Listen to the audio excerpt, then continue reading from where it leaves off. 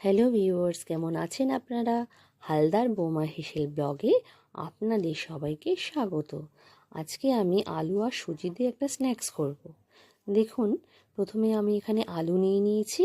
আলুগুলোকে ছুলে পাতলা পাতলা লম্বা করে কেটে নিয়েছি। এরপর আলুগুলো আমি সিদ্ধ বসিয়ে দিয়েছি। দেখুন, আলু আমার সিদ্ধ হয়ে গিয়েছে। এরপর আলুগুলোকে আমি স্ম্যাশার দিয়ে ভালো করে স্ম্যাশ করে নেব। দেখুন, আলুগুলো আমার স্ম্যাশ করা হয়ে গেছে। এরপর এতে দেবো লবণ, একটু জিরের গুঁড়ো,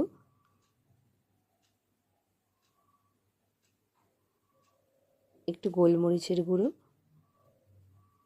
একটু কালো জিরে, একটু ধনে পাতা আর কুচনো লঙ্কা।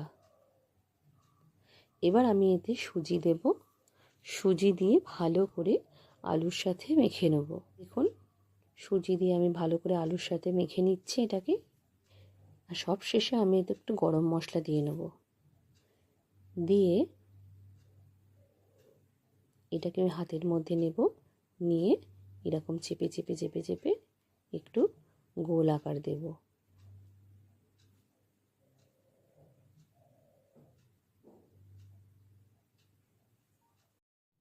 দেখুন, এগুলো আমার রেডি হয়ে গিয়েছে। সুজি আর আলু দিয়ে যেটা মেখেছিলাম সেটা আমার রেডি হয়ে গিয়েছে। এরপর আমি কড়াইতে তেল গরম করে নেব। তেলের মধ্যে আমি এটাকে আস্তে আস্তে ছেড়ে দেব।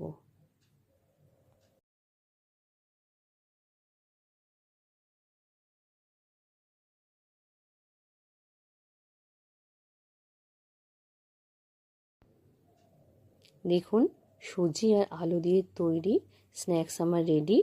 আপনারা বাড়িতে বানাবেন, বানিয়ে খেয়ে বলবেন কেমন হয়েছে, এবং ভালো লাগলে চ্যানেলটাকে লাইক এবং সাবস্ক্রাইব করে দেবেন।